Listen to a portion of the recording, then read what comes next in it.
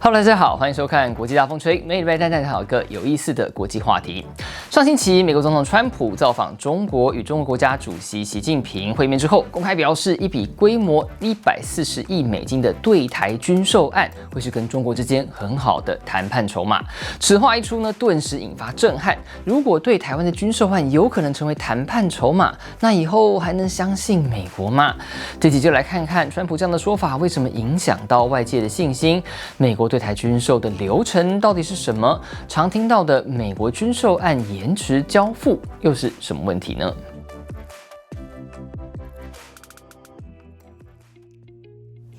川普率领企业大佬前往北京与中国国家主席习近平会面之后，透露两人在会中提到了台湾议题。川普理解中国对台湾的立场，不过对于一笔对台军售案，他得想一想再决定。On Taiwan, he feels very strongly. I made no commitment either way. We'll see what happens. What about the arms sales to Taiwan?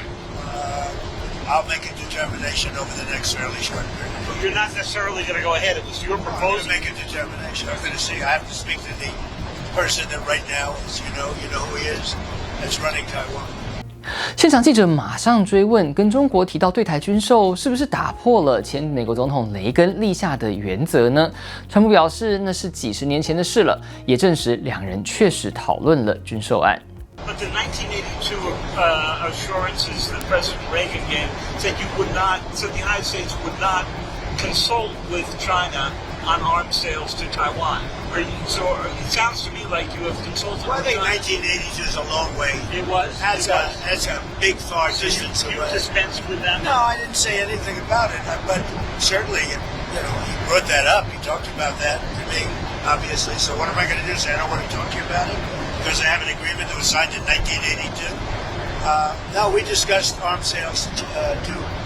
所谓雷根总统的6项保证是什么？得回顾一下历史。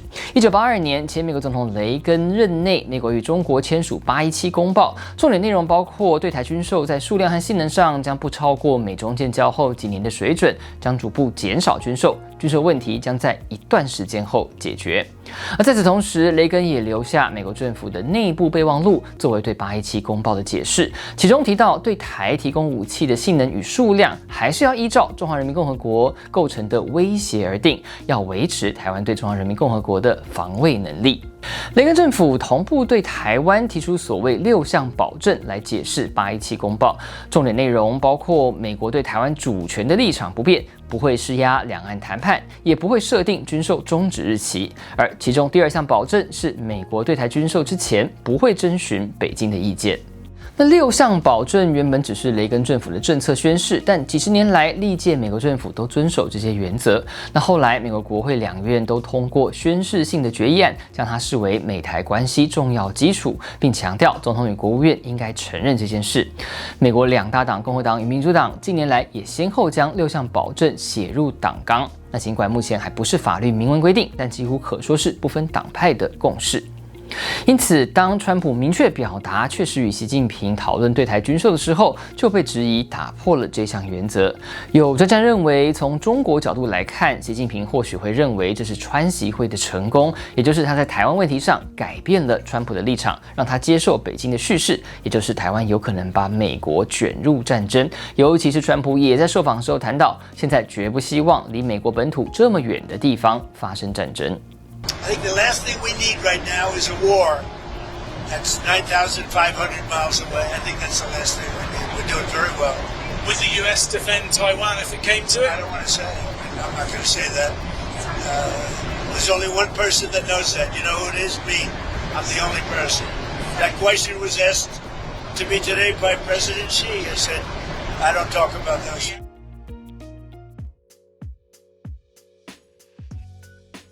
川普回国后，更在受访时表示不希望台湾走向独立。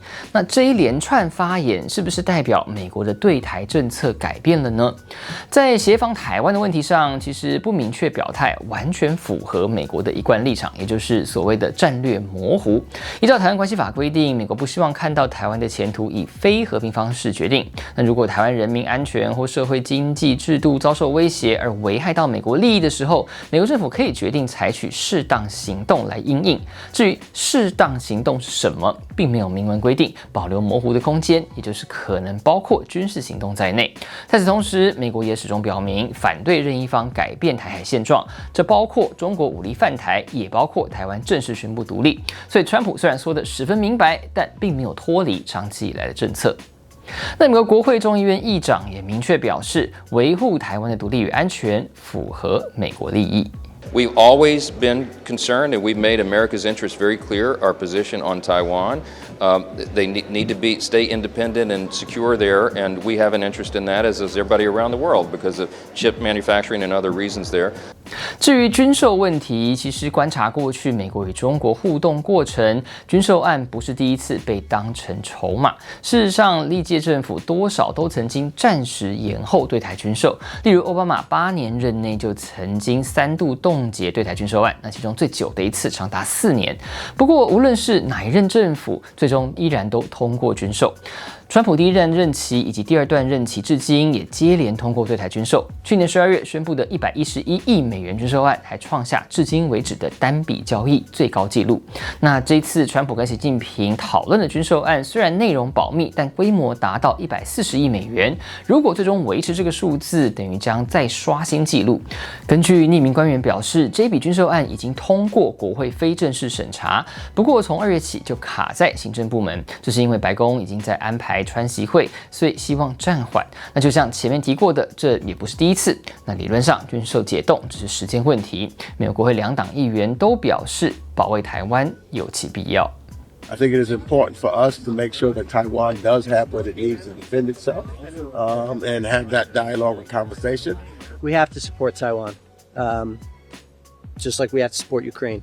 These are the fortresses of democracy, or they're on the front lines, and we have to protect and defend them. 在对台军售的议题上，川普与习近平进行讨论，或许打破了6项保证。不过在此同时，白宫也在20号透露，川普准备跟台湾总统赖清德直接通话。那如果成真，这也会打破美台断交以来几十年最高领导人不直接对话的外交惯例。大家可能记得，川普曾经打电话给前总统蔡英文，但当时川普才刚当选，还没有上任。Do you have any plans to call President Lai of Taiwan before you make a decision on the weapons package? Well, I'll speak to him. I speak to everybody. We have that situation very well in hand.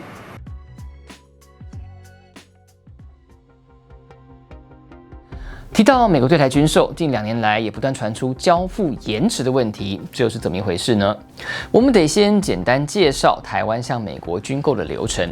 首先，台湾政府要跨部会评估军购需求，向美国提出需求申请书，正式表达采购的意愿。接着，美国也要跨部会审查台湾提出的需求，最终向台湾提出发价书，确认军售项目、价格和条件。收到发价书之后，台湾必须在限期内通过预算，签署发价书，并将头期款汇款到在美国的账户。